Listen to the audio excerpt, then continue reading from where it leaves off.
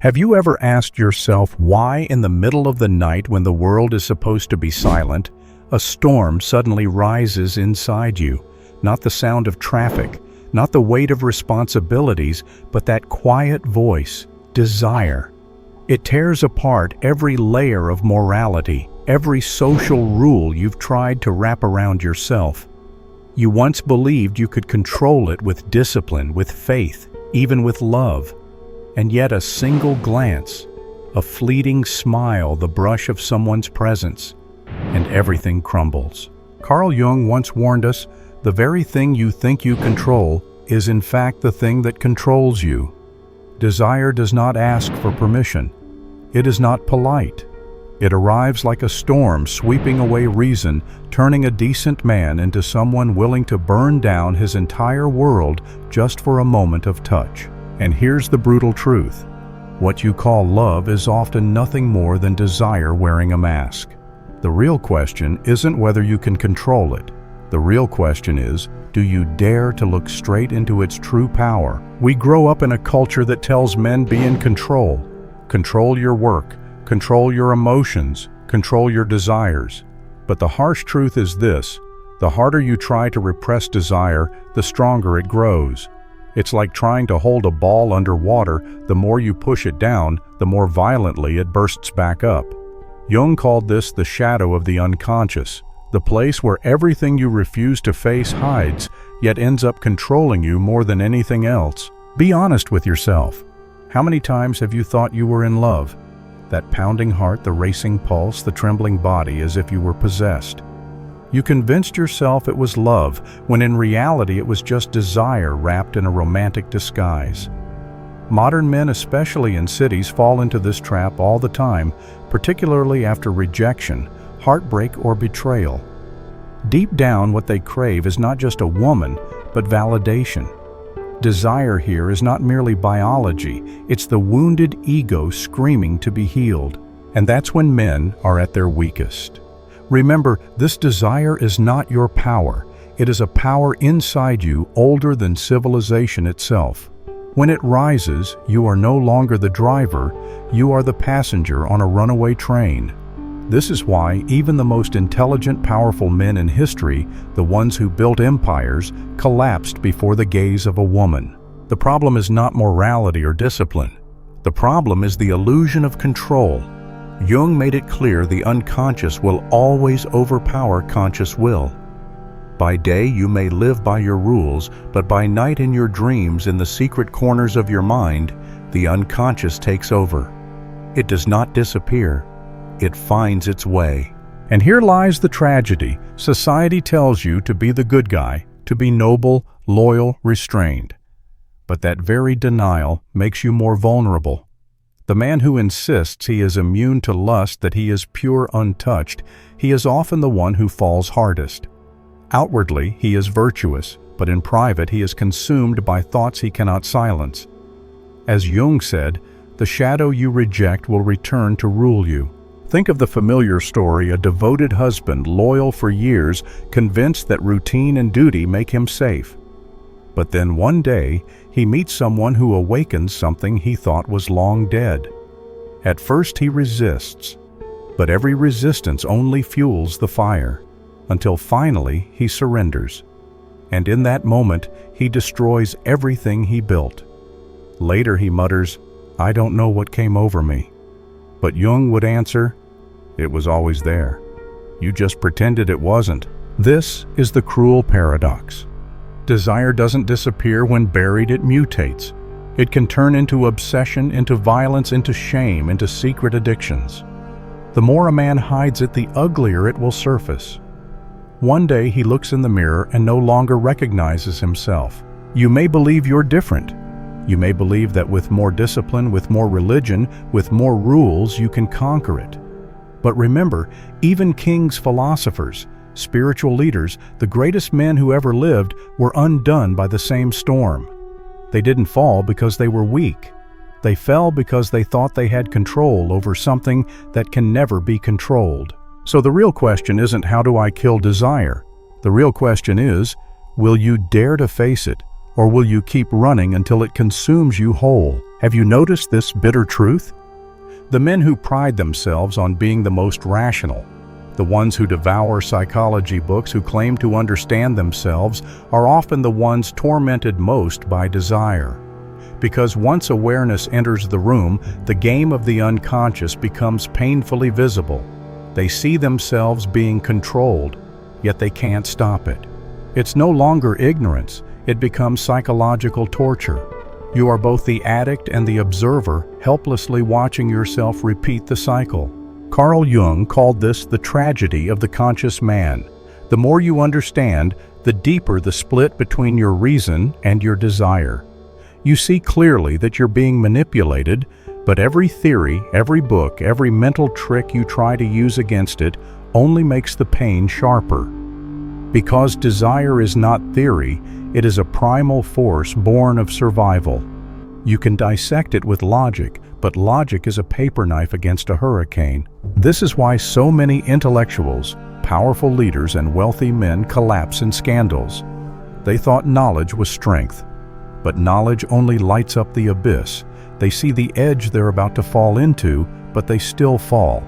In fact, awareness becomes a curse. You watch yourself burning, and the cruelest part is knowing you lit the match. Jung once said, "What you deny becomes your fate.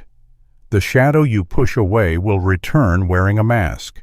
The man who convinces himself he is clean, moral, untouched by lust is often the very man who secretly drowns in pornography in hidden affairs. The woman who swears she is in love may simply be addicted to attention, to the feeling of possession, to the intoxicating power that desire provides. Here's the hard truth. Desire is not just about sex. It's about power, identity, and ego. When a man chases a woman, it's not always about physical pleasure, it's about proving I still matter. I can still be chosen. And when he is rejected, the real wound is not the loss of that woman, it is the humiliation of the self.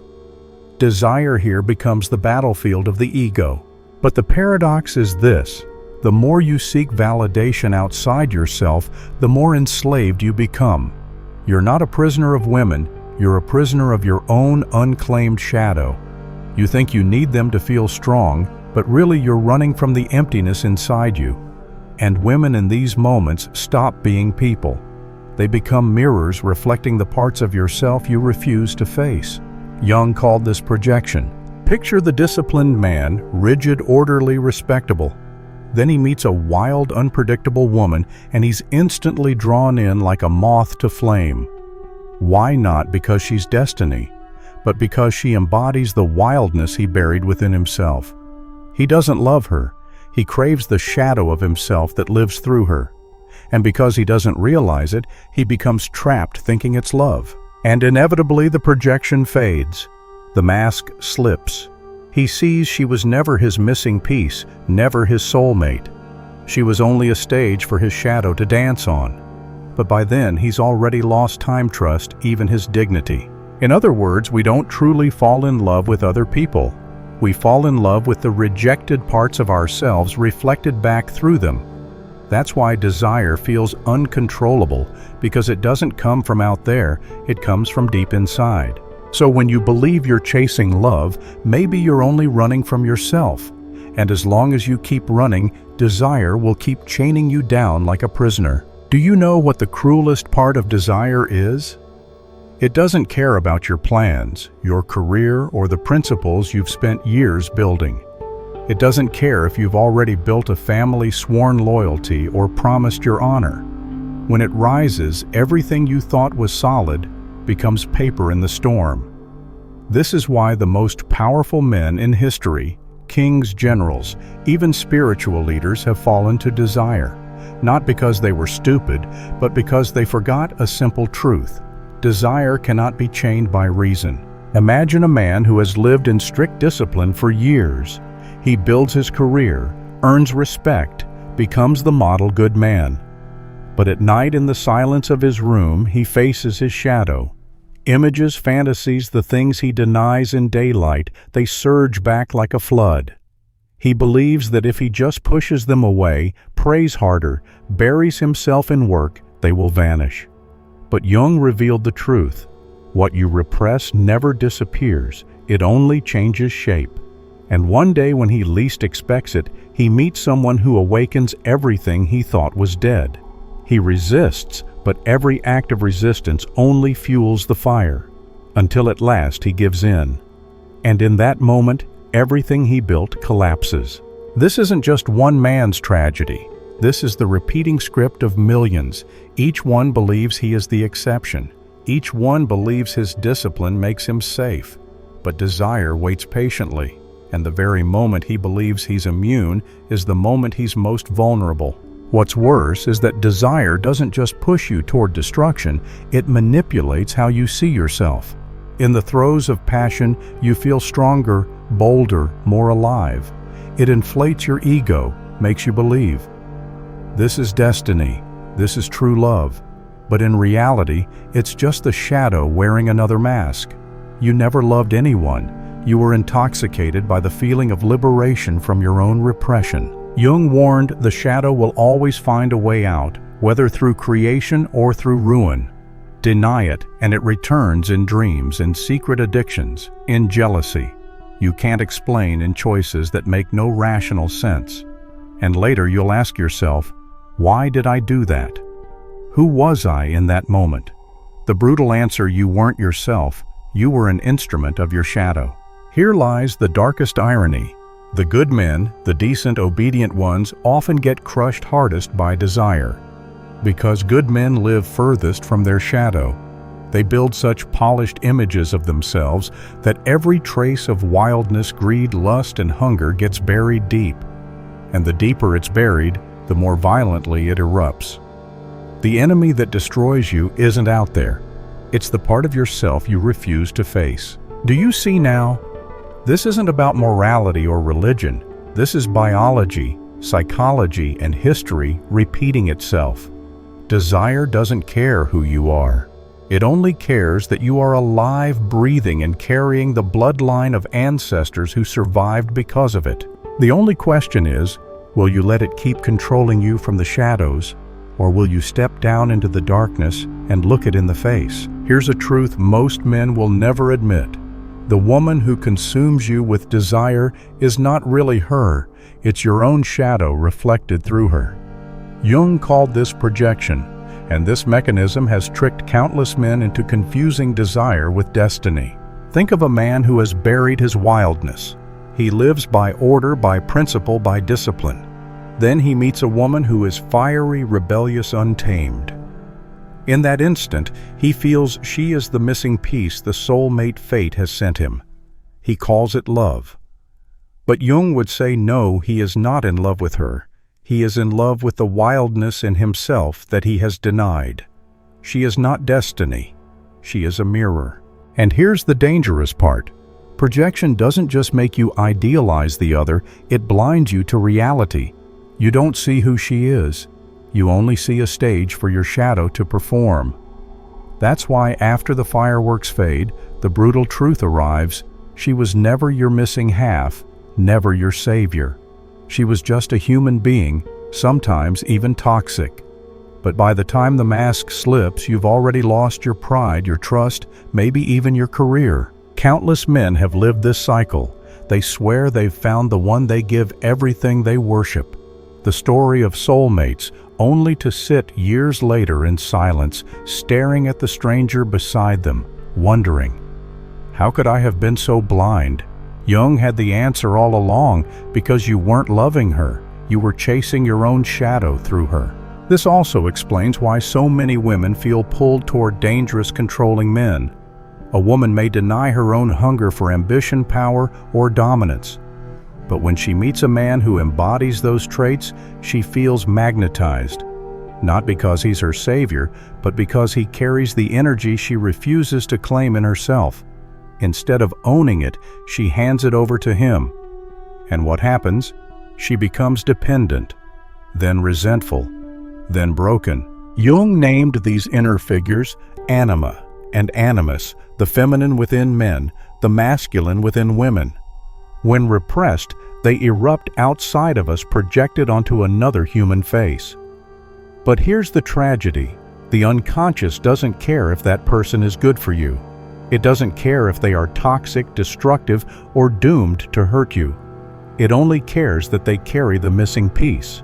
That's why even intelligent, successful men return again and again to relationships that destroy them. The cruel truth is, this desire doesn't care about your happiness. It cares about wholeness of the shadow. It pulls you toward whoever holds the traits you refuse to accept.